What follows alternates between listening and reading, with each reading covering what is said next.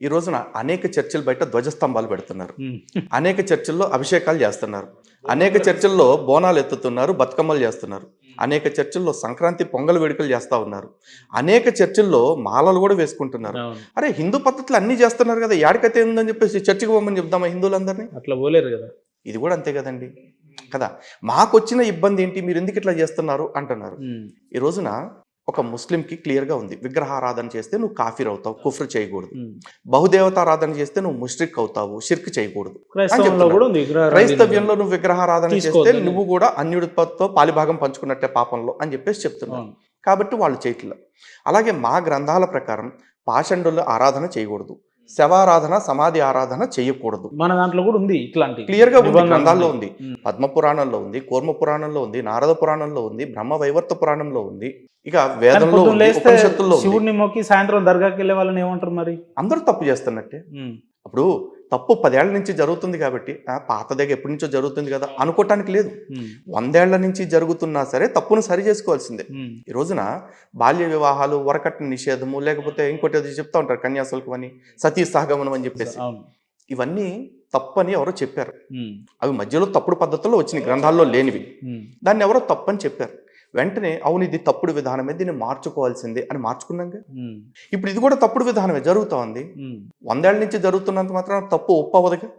So ఇప్పుడు ఆ తప్పుని మేము ఖండిస్తున్నాం. ఆ తప్పుని హిందువులందరికీ అర్థమయ్యేలా చెప్తున్నాం. ఈ క్రమంలో ఎక్కడైనా బాబా గారిని బూతులు తిట్టామా? లేదు కదా.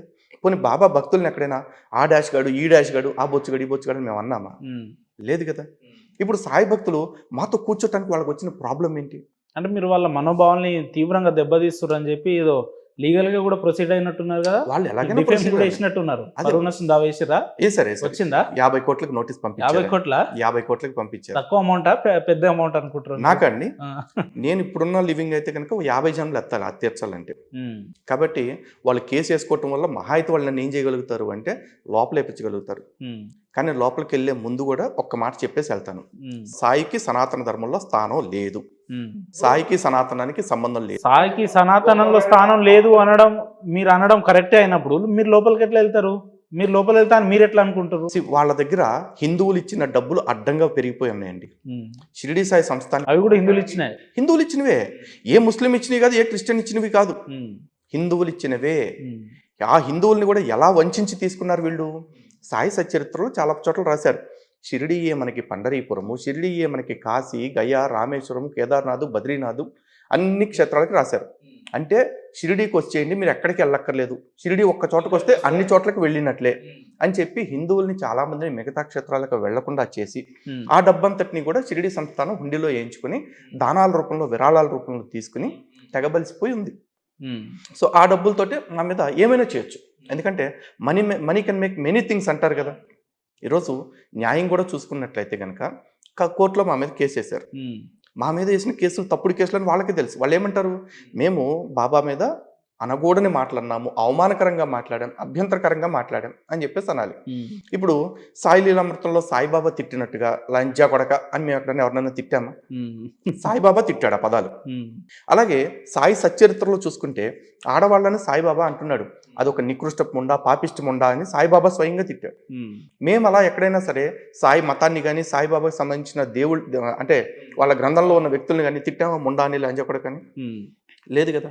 మరి నా మీద కేసులు వేశారు. ఇప్పుడు ఆ కేసులు తప్పుడు కేసు అని వాళ్ళకి తెలుసు, చూస్తున్న వాళ్ళకి వీళ్ళకి తెలుసు.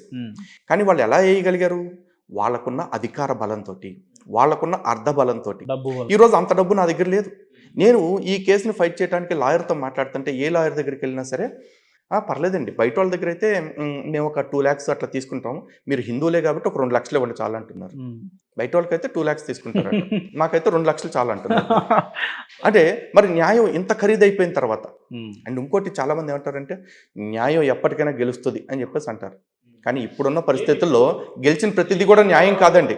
కాబట్టి మేము ఓడిపోతే కూడా ఇన్ వర్స్ట్ కేస్, గెలిస్తే అదృష్టం, దైవాధీనం గెలిపోవటం. ఉందా నమ్మకం? ఉందా గెలుస్తాం? 100%, 100కి 1000% చెప్తున్నాం. 1000 కారణం ఏంటి అంటే మేము ఈ రోజు వరకు తప్పు మాట్లాడలేదు, తప్పు చేసేది లేదు. బికాస్ భారతదేశంలో ఈనాటికి కూడా చట్టాన్ని గౌరవిస్తున్న వ్యక్తులు కేవలం హిందువులు మాత్రమే. ఈ రోజున మతం మారిపోయిన వాళ్ళు చూడండి, 1950 నుంచి ఉన్న రూల్ గురించి మొన్న ఒక స్పష్టమైన తీర్పిస్తే 75 సంవత్సరాల నుంచి ఉన్న తీర్పు మాకు అనవసరం, మాకు కూడా రిజర్వేషన్ వర్తింప చేయాల్సిందే అని ఉద్యమాలు చేస్తున్నారు, ప్రెస్ మీట్లు పెడుతున్నారు, ఎట్టబడితే అట్టు వరుతున్నారు. ఎందుకు అంటే వాళ్ళకి చట్టం అంటే లెక్కలేదు, మాకు కావాల్సిన దానికోసం మేము అరుస్తాం అంతే అని చెప్పి అంటున్నారు. అలాగే ముస్లింల విషయం చూసుకోండి, మసీదు పైన మైకులు పెట్టకూడదు, అదేమి ఎసెన్షియల్ రిలీజియస్ ప్రాక్టీస్ కాదు అని సుప్రీంకోర్టు తీర్పు ఉంది.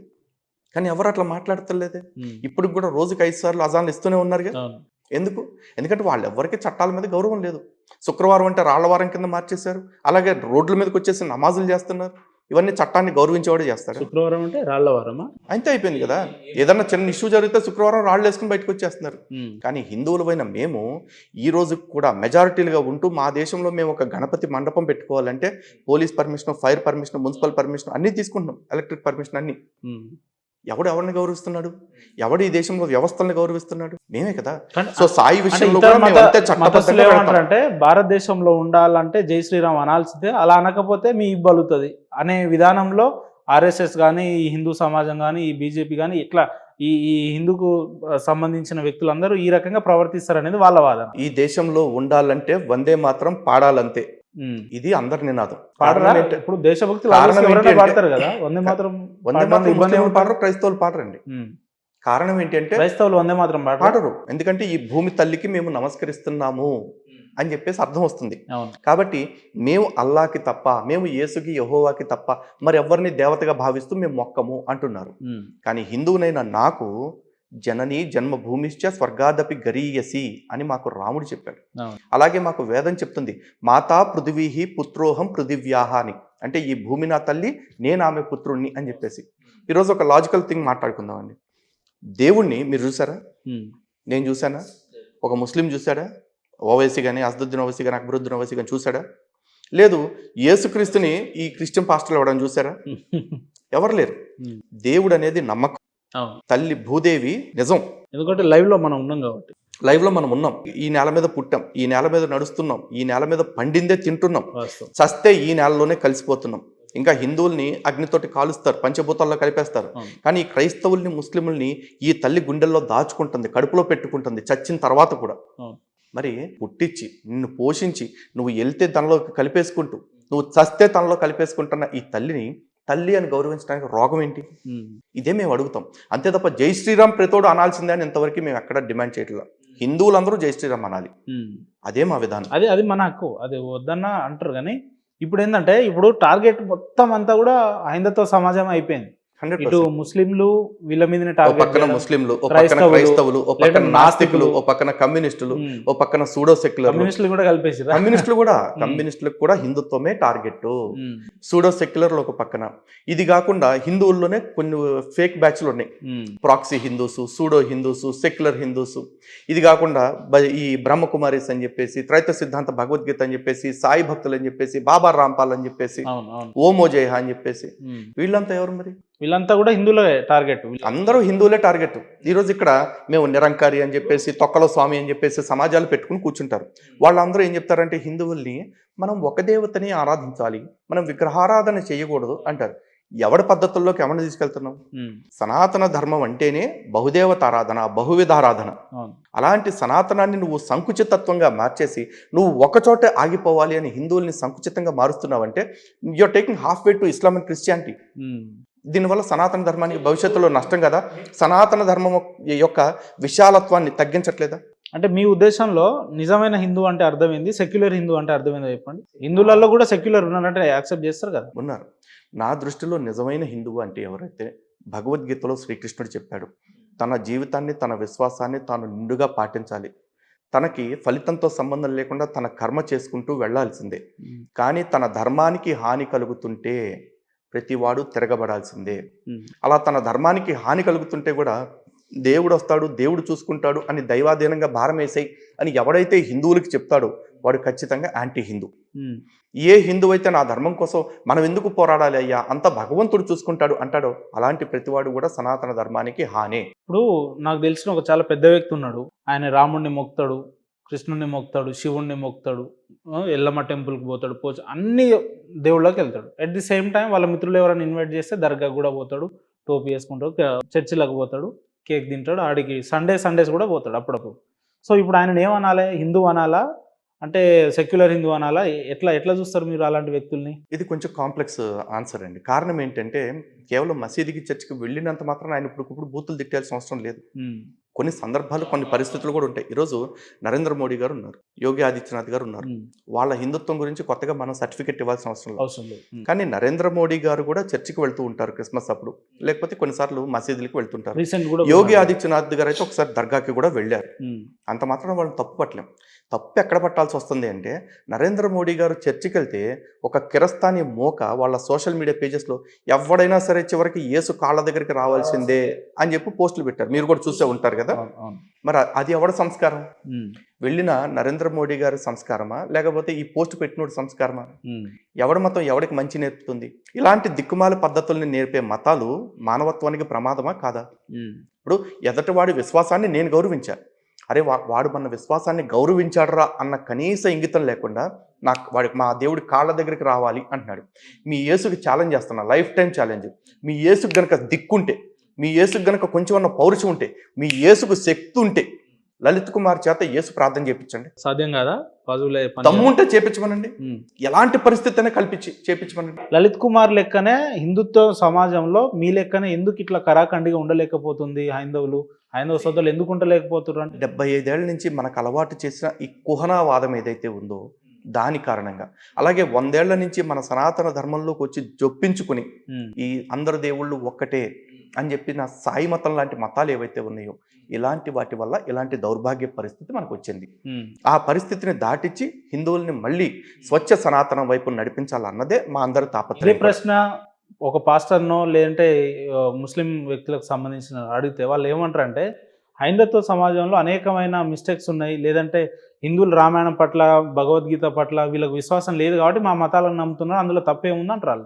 ఒకటేనండి, ఒక వస్తువుని మార్చి ఇంకో వస్తువులోకి నేను వెళ్ళాను అంటే ఈ వస్తువు చెడ్డదవ్వాల్సిన అవసరం లేదు. బహుశా ఆ వస్తువు గురించి నాకు ఇచ్చిన ఫీడ్బ్యాక్, వాళ్ళు చేసిన మార్కెటింగ్ కూడా కారణం అవ్వచ్చు.